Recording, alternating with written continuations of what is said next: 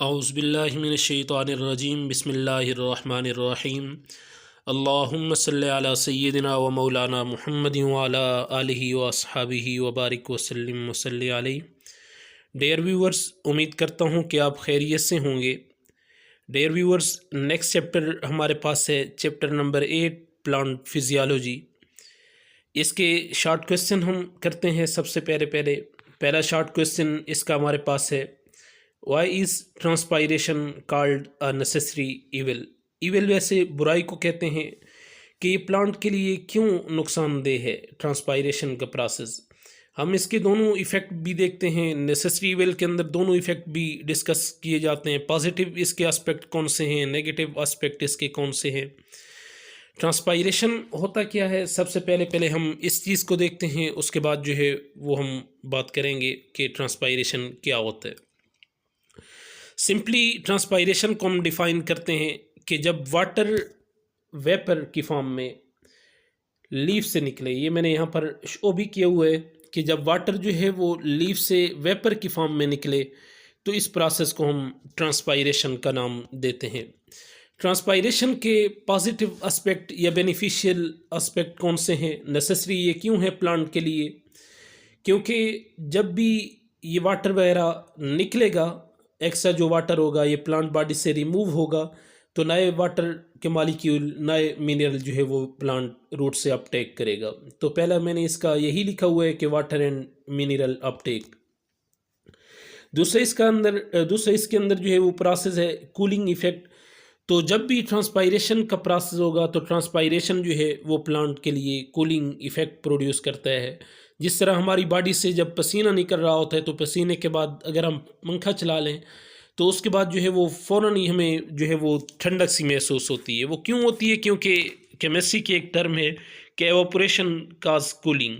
तो यहाँ पर भी वही सेम केस है प्लांट बॉडी के अंदर भी। उसके बाद तीसरी चीज़ क्या है, गैसियस एक्सचेंज। क्योंकि अगर स्टोमेटा ओपन होंगे तो ट्रांसपायरेशन का प्रोसेस होगा, वाटर लॉस होगा, तो साथ साथ ऑक्सीजन और कार्बन डाइऑक्साइड की एक्सचेंज भी लाजमी होगी।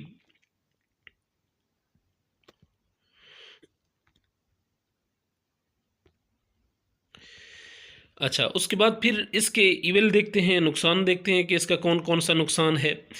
तो यहाँ से वाटर लॉस भी होता है, मींस कि अगर एक्स्ट्रा वाटर नहीं है प्लांट बॉडी के अंदर, वो वैसे ही लॉस हो रहा है, तो ये प्लांट को एक नुकसान है ट्रांसपायरेशन का। इसके अलावा जो है इनर्जी कास्ट भी इसके अंदर जो है वो है कि एनर्जी भी जो है वो कंज्यूम होती है। तो ये इसके दो नेगेटिव एस्पेक्ट थे या इविल एस्पेक्ट थे। उसके बाद नेक्स्ट क्वेश्चन हमारे पास है, what is the composition of translocating fluid. जो हम फ्लोएम की बात करते हैं कि फ्लोएम जो है वो फूड की ट्रांसपोर्ट करता है, तो फ्लोएम सैप जो होता है, फ्लोएम सैप के अंदर कौन कौन सी चीज़ें मौजूद होती हैं।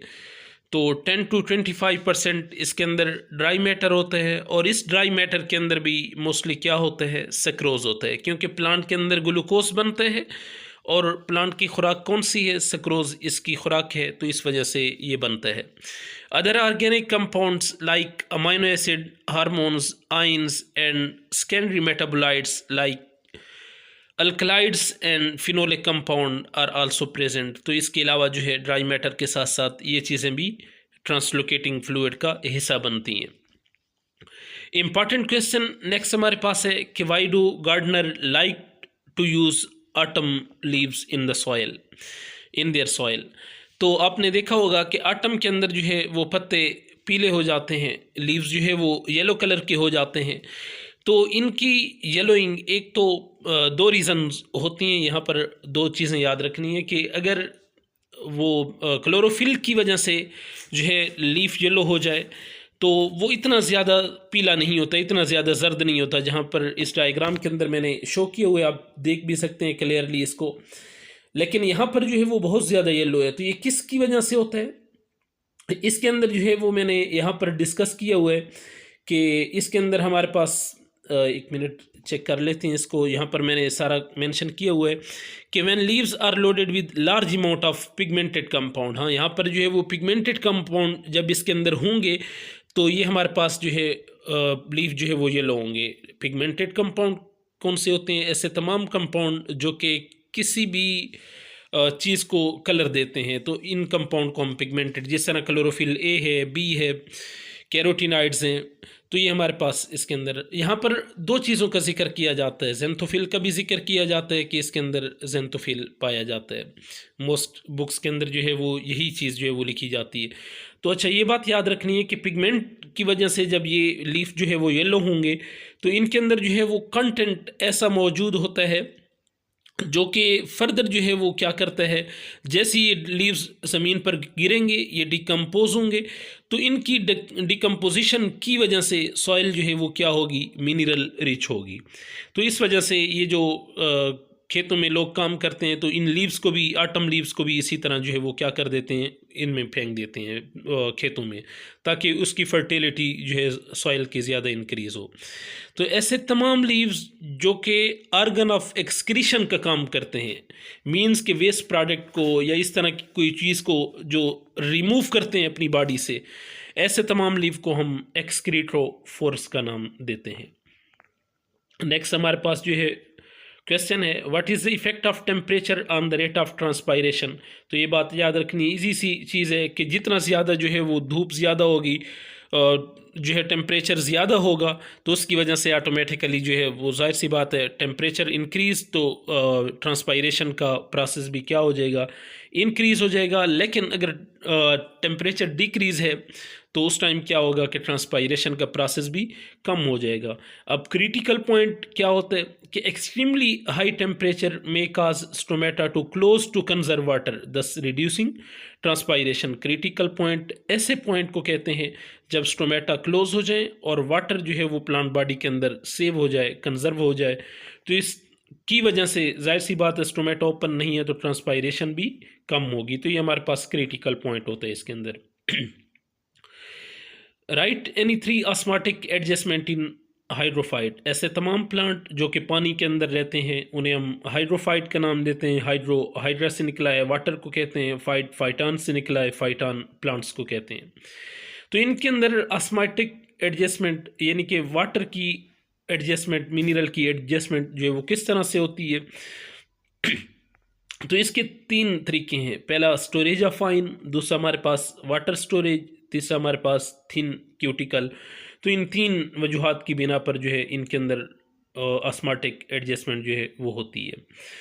अच्छा, उसके बाद नेक्स्ट क्वेश्चन जो हमारे पास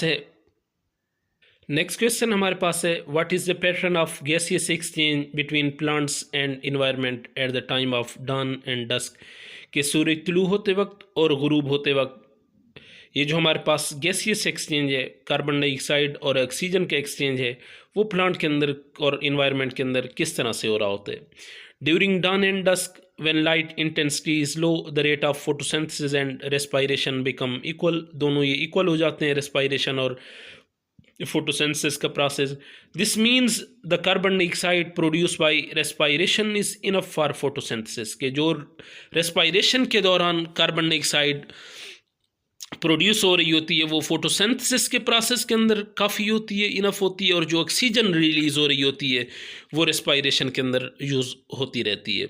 इस पॉइंट पर जब कोई भी नेट एक्सचेंज नहीं हो रहा होता गैसियस एक्सचेंज का, तो इस पॉइंट को हम कंपनसेशन पॉइंट ऑफ फोटोसिंथेसिस का नाम देते हैं। नेक्स्ट हमारे पास है, why plant observe carbon dioxide and release oxygen during day time. इसका बहुत ही सिंपल आंसर है, ये मैंने थोड़ा सा वो इसको ब्रीफ करके लिखा हुआ है, रिएक्शन भी लिखे हुए हैं, लेकिन इसका जो हमारे पास मेन आंसर है वो क्या है, क्योंकि दिन के वक्त कार्बन डाइऑक्साइड दिन के वक्त फोटोसिंथेसिस का प्रोसेस होता है और इसे कार्बन डाइऑक्साइड की ज़रूरत होती है। तो इस वजह से क्योंकि प्लांट ने अपनी खुराक बनानी होती है और वो फोटोसिंथेसिस के प्रोसेस के अंदर बनाता है, तो इस वजह से क्या होता है कि दिन के वक्त प्लांट कार्बन डाइऑक्साइड को इनहेल कर रहे होते हैं, ऑब्जर्व कर रहे होते हैं, और ऑक्सीजन को क्या कर रहे होते हैं, रिलीज़ कर रहे होते हैं। तो ये इसके अंदर जो है वो मेजर पॉइंट है। इसके अलावा यहाँ पर कुछ जो है वो टर्मिनोलॉजीज़ दी हुई हैं, इनको भी डिस्कस कर लेते हैं।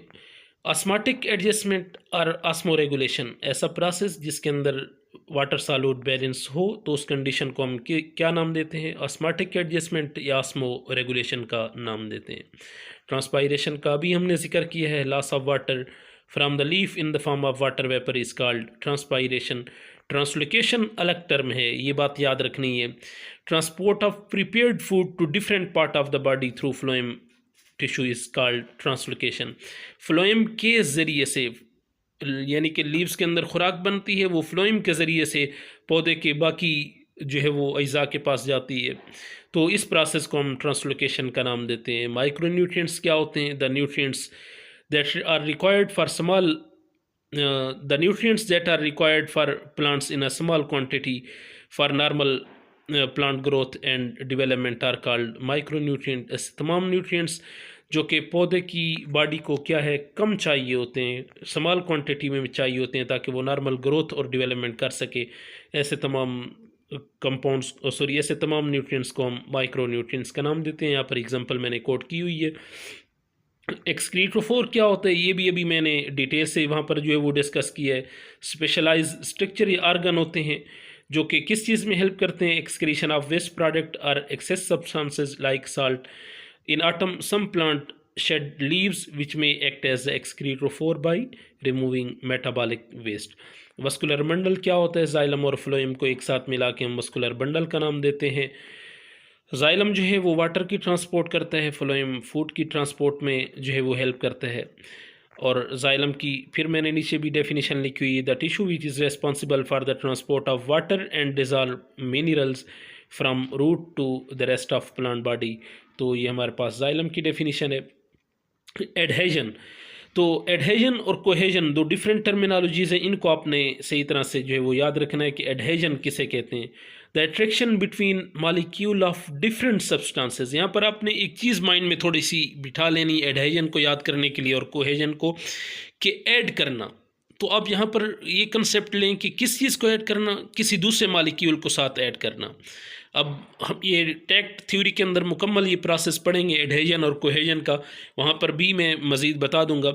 एडहेजन का मतलब ये कि वाटर के साथ जब कोई दूसरा मॉलिक्यूल मिलेगा तो ये हमारे पास एडहेजन होगा।